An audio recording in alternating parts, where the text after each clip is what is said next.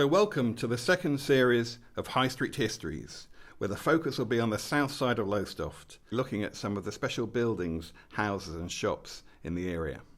I'm Dean Parkin. And I'm Ivan Bunn. We're going to start this episode with a look at that wonderful aerial view from 1887, which I love was taken from the roof of the fish market. That's right, yeah. By a rather brave photographer, I should imagine, yes. So just to give you some idea, across here you can see a track, and that track would evolve it to become Suffolk Road. Yeah. And on the corner here, the first department store of Lowestoft was built by Henry Tuttle, who was quite a big entrepreneur. When the Grove Estate was divided up into building plots, he bought a couple of plots to build his new department store. And here you can see Lowestoft's first purpose-built department store. And it opened in March 1888. And this photograph, I would imagine, was taken probably not long after the shop opened. And standing out the front here, this gentleman, that's almost certainly Ebenezer Tuttle. Yeah. And but this is Suffolk Road on the extreme left, and as you can see quite plainly, that there's no buildings in Suffolk Road, and in the distance, faintly, you can see the harbour and the masts of some of the ships.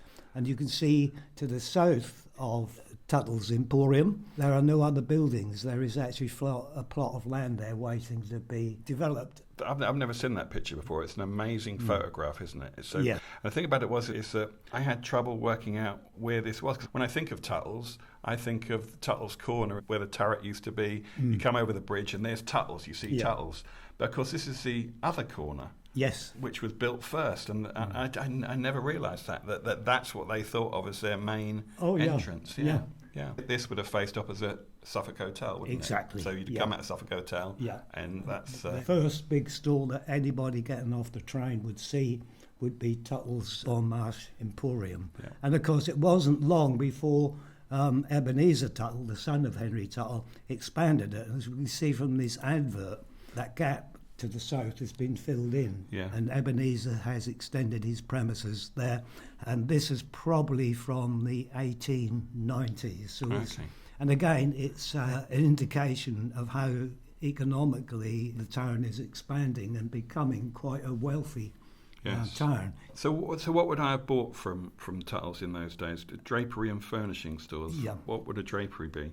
Drapery, curtains, blinds, carpets. I'm pretty certain there would have been clothing sold there as well. So gradually they expanded both the shop and the building, didn't they? Yes, definitely. Now this is standing looking up London Road North. We can see on the corner, that's the entrance to Suffolk Road. Yeah. So here's the original store with the new bit added onto it. But the rest of the site, in actual fact, was not Tuttle's at that time. Okay. But it was built by Francis Savage of King's Lynn. So if you look at this on the corner of Suffolk Road, numbers 28 and 32, London Road North, is Tuttle's. Number 26 is Mr. Beaumont, the wine and spirit merchant. Number 24 is Johnson's solicitor's office. Number 22, which is this one, I think, with the overhanging window. That's the Sloane Hotel. Then we have Mr. Love, S.H. Love the tailor. Then there's number 18 is Mr. Savage, the butcher's. You can just see it. And then we came to the corner with the turret. And of course now if we do a quantum leap forward in time, and here we can see this picture is actually from the early 1960s. Okay. And you can see by now Tuttle's has extended even further, but there is still one independent shop, Beard's Shoe Shop, is still there. And then Tuttle's has taken over the corner, but they haven't got Beard's Shoe Shop. And of course the turret has now gone, as you can see in this modern photograph, and everything has changed because Tuttle's has now disappeared completely, and independent shops and businesses have come back. What happened to the turret then, Ivan? It was actually destroyed in a fire on the morning of the 10th of July 1964. Members of staff could hear a strange roaring, rushing noise coming from the roof, and going up to see what the problem was, and they discovered that the turret was well alight and blazing. So it became quite an incredible fire, didn't it, by the looks of things? As you can see, fortunately it was kept under control, but the turret, as you can see from here, this is towards the point where the fire has been extinguished. Yeah. It did immense damage. The turret itself was absolutely destroyed, as you can see from the skeleton that's left, and it had to be demolished. The roof had to be replaced, and so today, of course, the turret is now a distant memory. Yeah. And that corner, instead of being known as Turret Corner, seems to become known as Tuttles Corner. Yeah. And we've got an interior view of the shop, haven't we, of Tuttles? Yeah, but this is 1957. This is when much of the fittings would have been familiar to Ebenezer Tuttle and some of his shop assistants. Yeah. But this is a view of the lovely 1950s layout, which was totally ripped out. Yeah. And the whole of the shop was modernised. So these were the last days of Tuttles, really, weren't they? The first Tuttle shop in town was back in 1843, wasn't it? Yes. Yeah.